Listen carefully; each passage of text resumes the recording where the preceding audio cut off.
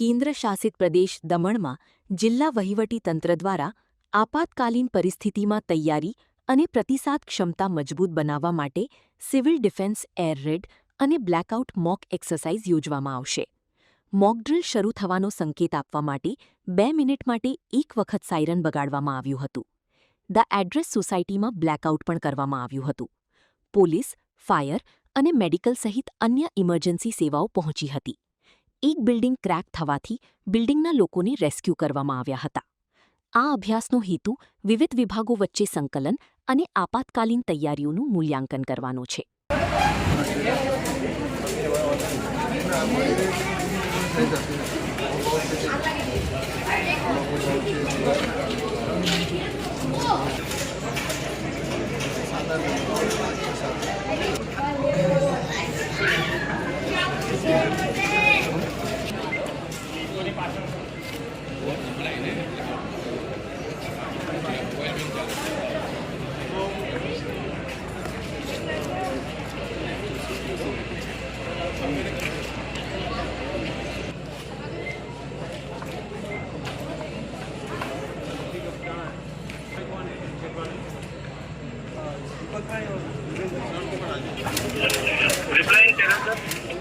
राजू, अंदर का सिचुएशन क्या है बताइए प्लीज.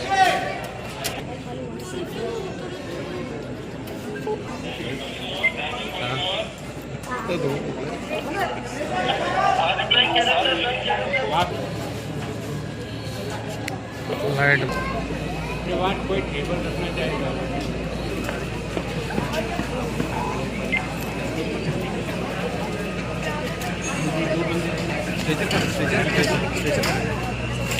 इधर इधर इधर इधर मेडिकल टीम है क्या इधर?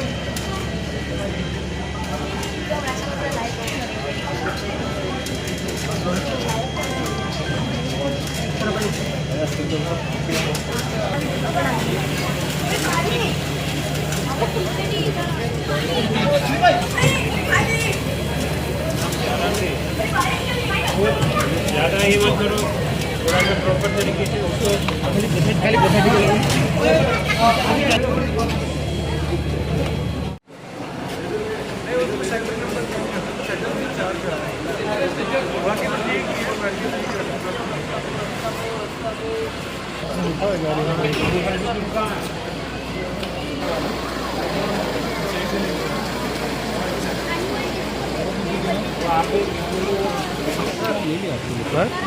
कभी शूटिंग करो ना.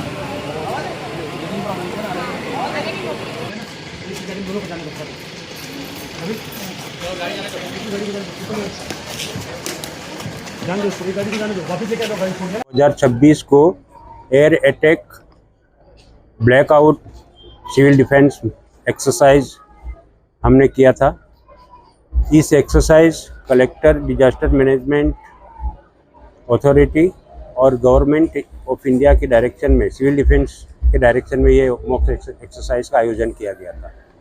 ये मॉक एक्सरसाइज करीबन 7 बजे स्टार्ट हुआ था और 8:15 को हमने इस मॉक एक्सरसाइज को ख़त्म किया था. इस मॉक एक्सरसाइज के दौरान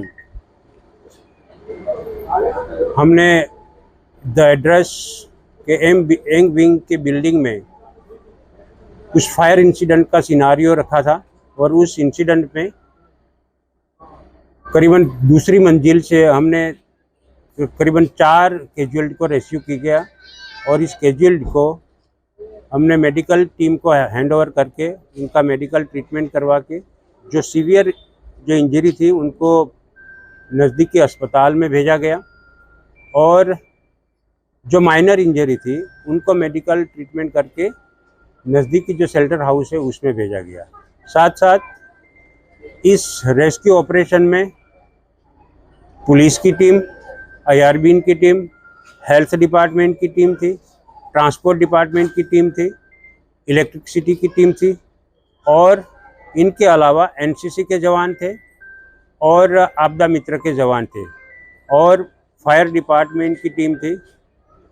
फायर डिपार्टमेंट की टीम ने सेकंड फ्लोर के ऊपर से बाय लेडर से रेस्क्यू किया और साथ साथ चेयर नोट के रोप से चेयर नोट के माध्यम से 2 रेस्क्यू किया। और इनके अलावा उस बिल्डिंग में से जो जनरल पब्लिक थे वो डर के मारे टेरेस के ऊपर चले गए थे, लेकिन स्मोक की वजह से वहाँ से नॉर्मल स्टेयरकेस से हम उसको रेस्क्यू नहीं कर पाए। इसीलिए एरियल लेडर से इस बिल्डिंग के टेरेस के ऊपर से 2 कैजुअल्टी को रेस्क्यू करके हमने अस्पताल में ट्रीटमेंट के लिए भेज दिया गया।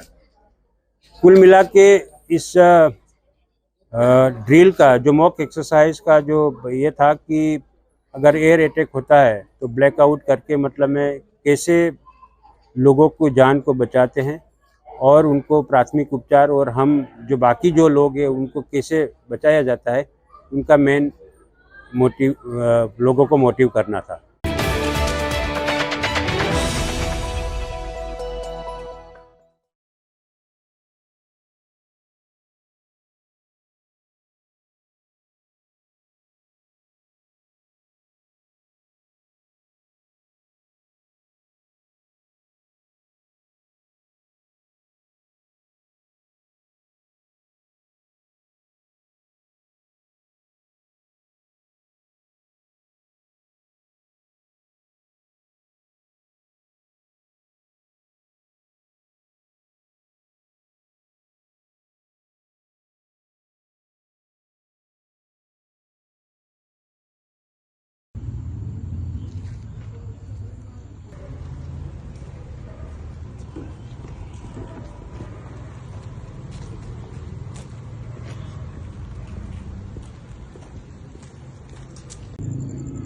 मैंने गलत तरीके से गाड़ी चलाई है, अभी दोबारा गाड़ी नहीं चलाऊंगा। गलती हो गई।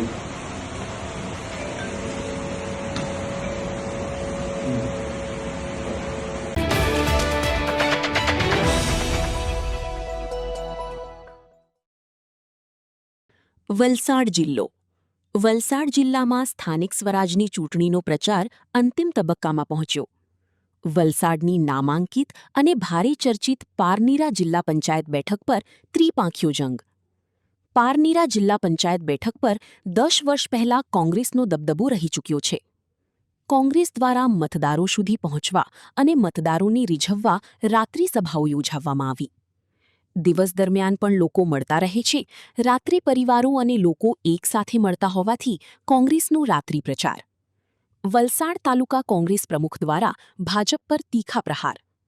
વલસાડ તાલુકાના કાંઠા વિસ્તારમાં કાંટીની ટક્કર। ભાજપ દ્વારા લોકોને પીવાનું પાણી, રસ્તાઓ મળ્યા નહીં અને માછીમારો સાથે અન્યાય આ વખતે ભાજપની નાવ ડૂબાડશે। કોંગ્રેસની રાત્રિ સભામાં તેમજ કાંઠા વિસ્તારમાં ભારે જનસમર્થન મળતું હોવાથી વલસાડ તાલુકની બેઠક ઉપર કોંગ્રેસની જીતનો દાવો કરાયો। વલસાડ તાલુકાની પારનેરા જિલ્લા પંચાયત અને તાલુકા પંચાયત પર કોંગ્રેસની મળી રહ્યું છે ઘર ઘર સમર્થન। ભાજપ માટે પારનેરા જિલ્લા પંચાયત અને તાલુકા પંચાયત ખતરાની ઘંટી। પારનેરા જિલ્લા પંચાયત સીટ પર ફરી લોકો કોંગ્રેસને સમર્થન કરવાના મૂડમાં। 10 વર્ષ પહેલા વિરોધ પક્ષના નેતા તરીકે પ્રકાશ પટેલે પારનેરા જિલ્લા પંચાયત સીટ પર કોંગ્રેસમાં રહીને અનેક વિકાસના કાર્યો કર્યા હતા। ફરી આ વખતે પારનેરા જિલ્લા પંચાયત સીટ પર પ્રકાશ પટેલે પર કોંગ્રેસ પાર્ટીએ ભરોસો મૂક્યો છે। 10 વર્ષ બાદ ફરી એકવાર પારનેરા બેઠક પર કોંગ્રેસ ઇતિહાસ સર્જી તો નવાઈ નહીં। તમારા ગામની અંદર અનેક વિસ્તારની અંદર ચૂંટણી પ્રચાર માટે ગયો છું કે એક વાત થાય છે કે ગઈ ટર્મની અંદર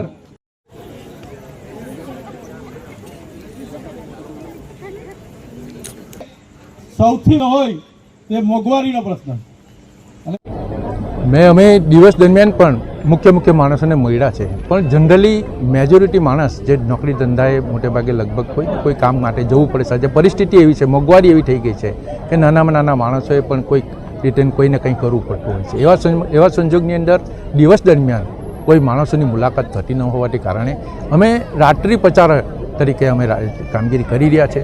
અને જે રીતે અમે કામ કરી રહ્યા છે રાતના ટાઈમે પૂરા પરિવારના માણસો અમને મળે છે અને એ માણસોની અમે વાત જ્યારે સાંભળીએ છીએ ત્યારે ખરેખર કઈ જગ્યા પર કઈ સમસ્યા છે તે અમે જાણી શકીએ, એટલા માટે અમે રાત્રિ પ્રચાર માટે નીકળીએ છીએ। પ્રાથમિક તબક્કામાં તો અત્યારે ઉનાળાની સિઝન છે, જ્યારે પાણીની સમસ્યા અમુક જગ્યા ઉપર આવી છે અને અમુક જગ્યા ઉપર વર્ષોથી ઘર જ નથી બન્યા, એક સમસ્યા આવી છે. અને બીજી બાજુ રોજગારીનો પ્રશ્ન ખાસ કરીને આદિવાસી સમાજમાં અને ઉજળિયાત સમાજમાં પણ જે એન્જિનિયર થઈને બેઠા છે એ લોકોને રોજગારીની બી સમસ્યા છે અને એ લોકો 10-12 હજાર રૂપિયાની અંદર જે નોકરી કરવા પડે છે એવા પણ અનેક પ્રશ્નો આવ્યા છે. ટંડેલ સમાજની અંદર ગયા તો ટંડેલ સમાજને એક મોટો પ્રશ્ન છે કે બીજેપી ગ્રાન્ટની જાહેરાત કરે છે પણ કોઈ કામ દેખાતા નથી. એવી વાત એ લોકોએ ચોક્કસપણે કરી છે અને આ વખતે ટંડેલ લોકોએ પણ નક્કી કર્યું છે કે ઉમેદવારોને કોંગ્રેસ પાર્ટીનો એ લોકો પરિવર્તનના ટોર પર એ લોકો કોંગ્રેસ પાર્ટીના ઉમેદવારની પસંદગી કરી રહ્યા છે. સારું સમર્થન પણ મળી રહ્યું છે અને અમારા દરેક પંચાયત, દરેક જે તાલુકા પંચાયતના અમારા ઉમેદવારો છે એ લગભગ મોટે ભાગે જીતીને આવશે એવો એ લોકો સમર્થન આપી રહ્યા છે. તો 10 વર્ષ પહેલાં આ પાનેરા બેઠક ઉપર મેં ખૂબ મોટા માર્જિનથી જીત મેળવી હતી અને તે સમયે અમારો મત વિસ્તાર ચણવાઈ, રાબડા અને બિનવાડા આવતું હતું. પણ આ વખતે એની જગ્યા ઉપર મગદ ડુંગરી અને મેં એ મારે પોતાના સાથીઓ છે અને પોતાનો વિસ્તાર આવે છે. ત્યારે ચોક્કસપણે મેં જે કંઈ કામો કરેલા છે ભૂતકાળની અંદર તે આજે પણ લોકો યાદ કરે છે. આજે અમે દરેક જગ્યા પર જઈએ છીએ તે લોકો અમને મારા કરેલા કામો બતાવે છે અને મેં જે વિરોધ પક્ષના નેતા તરીકે જે કામ કરેલી અને જે વિરોધ પ્રદર્શન મેં કરેલા અને તેનો જે લોકોને લાભ થયેલો તે લોકો આજે પણ યાદ કરે છે.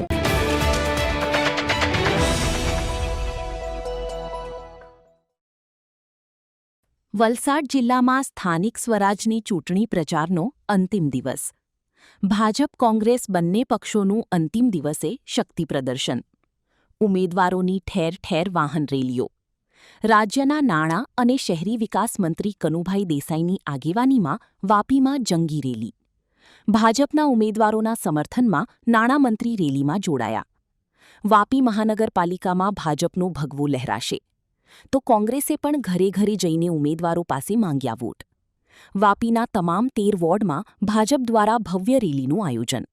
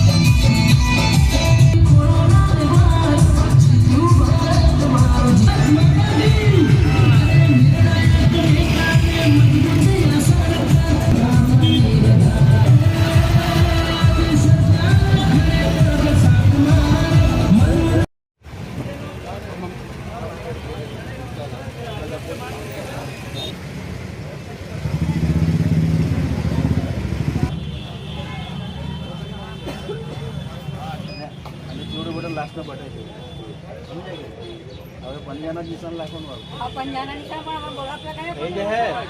અમે કરાવશું. આ વખતે તમને મોકા આપો. 15 વર્ષથી આ લોકો મોકા એટલો એ લોકો કઈ કર્યા. આ વખતે સરકાર બદલાવો તો આ કાયમ નું હશે. સરકાર બદલા 15 વર્ષથી તમે લાગે શું કહી રહ્યા એ લોકો કઈ કર્યા. એ જ વસ્તુ તમે દિમાગ લગાવો જરા ને સમજો જરા. 15 વર્ષથી એટલે આપણે સરકાર બદલવાના. વાપી મહાનગરપાલિકાની આ ઇલેક્શન જે અંતિમ દિવસો ગણાય, અંતિમ દિવસના દિવસે દરેક વોર્ડમાં બાઇક રેલીનું આયોજન કરવામાં આવેલું અને નાણામંત્રી માનનીય કનુભાઈ દેસાઈ સાહેબના વરદ હસ્તે બધાનું જ્યારે આટલું સરસ આયોજન દરેક જગ્યાએ બાઇક રેલીનું કરવામાં આવ્યું અને સાહેબ પોતે હાજર રહ્યા અને એટલો બધો સરસ માહોલ છે વાપીમાં કે જે રીતે અમે વિકાસના નામે વોટ માગેલા છે, લોકો સ્વયંભૂ બાઇક રેલીમાં જોડાના છે અને વાપીનો આજે મહાનગરપાલિકા અમે જે રીતે અમે 52માંથી 52 સીટ માટે આજે નક્કી કરેલું છે, 100% અમને ખાતરી છે કે 52 સીટ અમારી ચોક્કસ આવી જશે. એમાં એક તો અમારી બિનહરીફ આવી ગઈ છે, આવી ગઈ.